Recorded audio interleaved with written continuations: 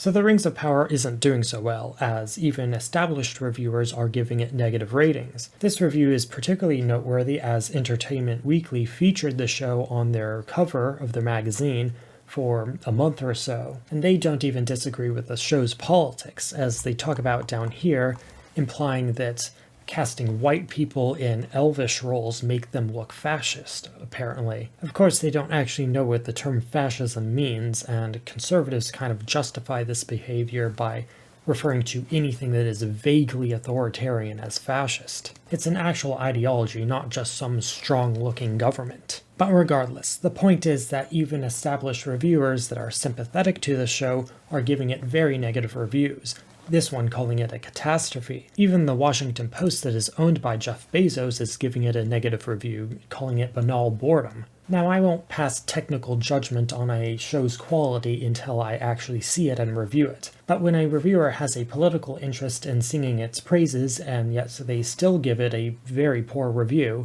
that doesn't look good for the show. Now, I tend to have some fairly contrarian and controversial views when it comes to certain shows, movies, and products in general, so I wouldn't be surprised if I actually disagree with them on some of their negative criticisms. But to me, it's never really actually been about the show's actual quality. It's more about the fact that they're perverting the lore of Tolkien and trying to destroy his legacy. There's also the very overt political agenda they have that I covered on my previous video on the topic, and I probably will review it in the end, but I don't really like consuming content in piecemeal form, waiting a full week just to get a single hour's worth of content. There's also the fact that I don't really want to boost their initial numbers, at least, because it's actually been reported that the future of Amazon Studios rides on the success of this show. Meaning if this show is successful, it's going to encourage Amazon to continue with this sort of style of content where they're just throwing away the creator's legacy and going on with their own political agenda, essentially.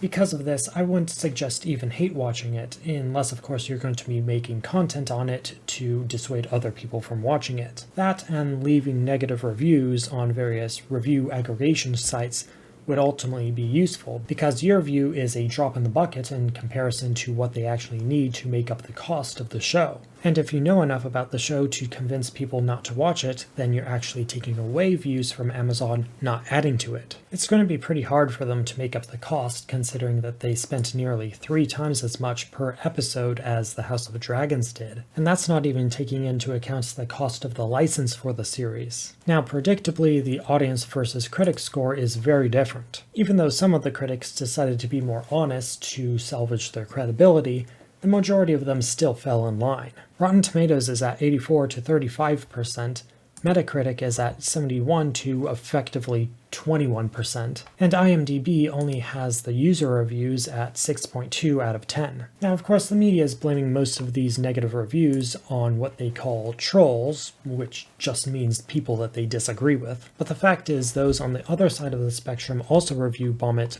but from a positive perspective, giving it 10s out of 10s as opposed to 1s. Both sides do this to balance out the reviews of the other, which is why I generally think that user reviews are better on a general thumbs up or thumbs down approach. This works very well on Steam and prevents accusations of review bombing because it's just a matter of whether you like it or dislike it. It's not such an extreme as a 10 out of 10 or a 1 out of 10 on the product as a whole. But such accusations don't really work too well when mainstream reviewers are just as scathing. So with the Rings of Power looking like a total disaster, is there any hope for the future of Lord of the Rings in general? Luckily, most of the rights to it have just been bought by a Swedish gaming conglomerate. Embracer Group has been buying up a bunch of game studios recently, including most of Square Enix's Western division. I see this as a positive because they tend to have a fairly decentralized system, allowing their studios to make products for their intended audience. They're more focused on catering to the fans of their products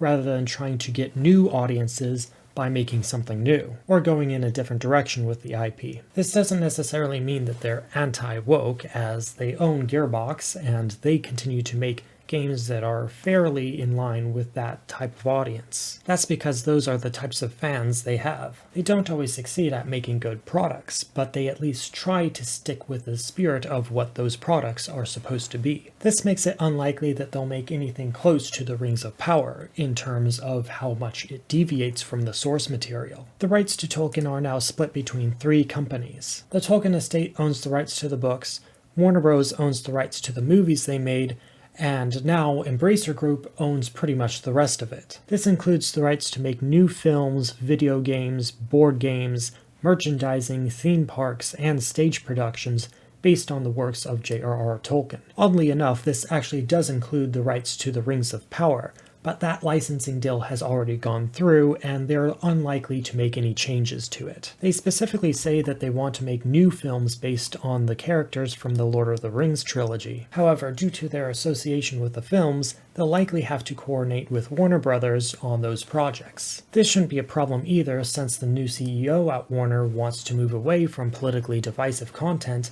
and more towards just making money. Courting the middle American market, as they're calling it here, has the added benefit of appealing to the coasts as well. This is because the average leftist sees politics as an added bonus rather than a requirement for their enjoyment. There are plenty of games that aren't politically preachy at all that they're fans of. So essentially, the sooner the Rings of Power fails, the sooner we can get back to more faithful content. I'm actually fairly optimistic about the future of the franchise. Sure, Season 2 is already in the bag, but I don't really see it lasting much longer than that. It'll just be burning a hole in their wallet if they continue with this. Plus, we're likely to get some good video games out of this Embracer deal, if nothing else. So while things don't look very good right now, I think things will get better in the long run. Let me know what you think in the comments. Are you as optimistic as I am, or should I be reining in my expectations?